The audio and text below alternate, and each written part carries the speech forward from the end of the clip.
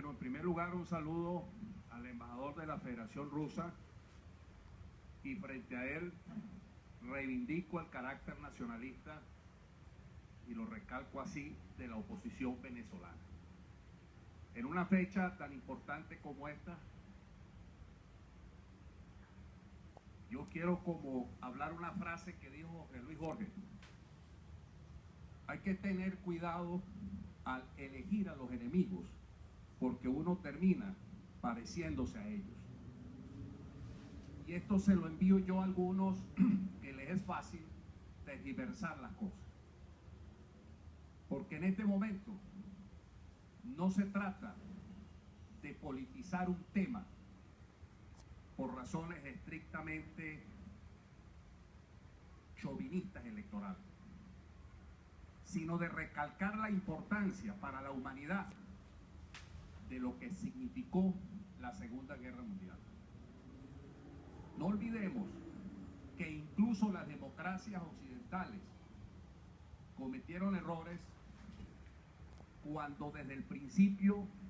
no le pusieron coto al ascenso de Hitler. Ahí está Checoslovaquia, ahí está el Acuerdo de Múnich. La historia refleja cuando las democracias no tienen una firme posición frente a los reduccionismos ideológicos y los fundamentalismos, la humanidad es la que paga el alto precio de esos errores. No olvidemos que incluso cuando Hitler invade Polonia y la Unión Soviética es invadida 2 años después prácticamente, en junio de 1941, había caído Francia, por supuesto estaba la batalla aérea en Inglaterra, la batalla de Inglaterra. Hitler quería invadir por tierra la Gran Bretaña. Cuando vio que eso no era posible, entonces decidió lo que en los libros y en los documentales sale de la batalla de Inglaterra. Es decir, que cuando la Unión Soviética es invadida, la guerra ya tenía 2 años de funcionamiento y de ejercicio en su vasta devastación. Y justamente Hitler, agarrando los errores de la Primera Guerra Mundial, llegó a la conclusión que no podía tener 2 frentes, ni el frente occidental ni el frente oriental, y algunos de sus asesores incluso le dijeron que hiciera un acuerdo con la Unión Soviética. Previamente hubo el acuerdo de Molotov y Ribbentrop, y ese acuerdo de Molotov y Ribbentrop, que no le quita el valor histórico a la heroicidad del pueblo soviético en la derrota del nazifascismo, pero que igualmente es necesario recalcar, ese acuerdo trajo como consecuencia que Polonia, una parte, fuera entregada a la Unión Soviética, que Finlandia incluso fuera permitida su invasión por parte de la Unión Soviética. Por supuesto que Hitler tenía otros objetivos ya en el transcurso de la guerra, y en junio invade la Unión Soviética. Para nadie es un secreto el esfuerzo histórico y material que hizo el Ejército Rojo. Los comisarios del pueblo del Ministerio del Interior, que tenían más de 1,5 millones de hombres, que tenían disciplina política y organización ideológica para estar en la batalla de Stalingrado y de Leningrado. La incorporación de las mujeres en la pelea de la Gran Guerra Patria. Más de 1,5 millones de mujeres se incorporaron en esa Gran Guerra Patria. Pero quiero señalar estas cosas históricas porque es importante no tener un pensamiento reduccionista de las cosas. Si bien es cierto que la Unión de Repúblicas Socialistas Soviéticas pagó un alto precio, y algo inquietante que llama la atención de los historiadores, cómo se mezcló el terror y la propaganda para estimular el patriotismo latente de la nación,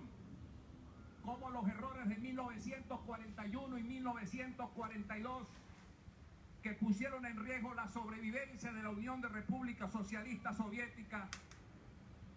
fue subsanado por la heroicidad del pueblo, por la capacidad de resistencia del pueblo soviético, que juntos con las medidas draconianas que Stalin y Beria pusieron en práctica, sin embargo el carácter patriótico y nacionalista del pueblo soviético hizo posible que sobreviviera a los errores de 1941 y 1942. Nosotros reivindicamos entonces la lucha que los aliados occidentales y la Unión Soviética tuvieron para enfrentar al nazifascismo. Esos mecanismos de cooperación internacional, pese a las diferencias ideológicas, pese incluso a las diferencias de intereses entre la Gran Bretaña, los Estados Unidos, Rusia o la Unión Soviética en ese entonces, y en menor medida Francia, no pusieron en peligro el mecanismo de cooperación internacional entre los aliados y la Unión Soviética, que hizo posible que en el desarrollo de la guerra, la apertura del segundo frente, que fue precisamente la batalla de Normandía, y la ofensiva del oeste que estaban haciendo los aliados occidentales, que comprometió reservas del todavía poderoso ejército alemán, hizo posible e hizo fluida el avance del ejército rojo en su llegada hacia Berlín. Yo tengo aquí una visión objetiva, porque incluso cuando en los años de enero, los meses de enero, febrero de 1945, ya el ejército alemán estaba derrotado, sin embargo todavía tenían control a Holanda, tenían bajo su control a Dinamarca, tenían bajo su control a Noruega y tenían bajo su control el norte de Italia.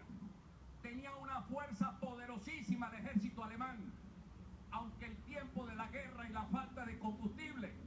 no hizo posible que la producción de aviones y de armamentos modernos y sobre todo de submarinos con radares especializados tuvieran la posibilidad de desplegarse durante la guerra. Pero yo quiero significar aquí que el acta de rendición se firmó dos veces, el 8 de mayo en Reims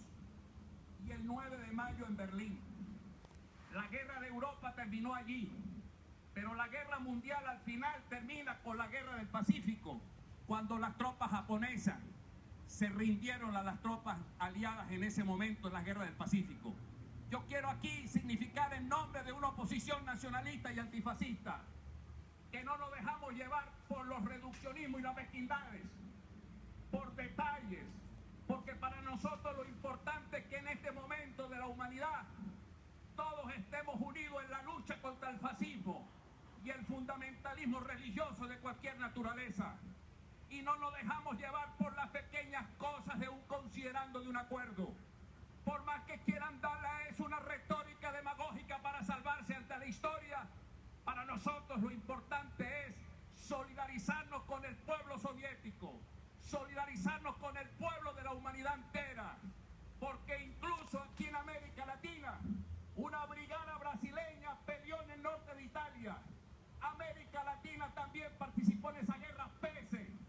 a que en última instancia, por allá en el mes de marzo del 45, los países declararon la guerra para ver si formaban parte del acta fundacional de la ONU, entre los cuales se encontraba el gobierno de Medina Garita. Nosotros aquí, que pertenecemos a un partido nacionalista, quiero decirles a ustedes una frase que escribió precisamente Rómulo Betancourt. En 1944 Rómulo Betancourt escribía lo siguiente en El País: solo una entente defensiva de los pueblos de América Latina, desde México hasta el sur, impediría que en la hora de la paz fuesen los grandes intereses financieros los que inclinarán para exclusivo suyo el fiel de la balanza. Esa es nuestra doctrina. Por eso hoy día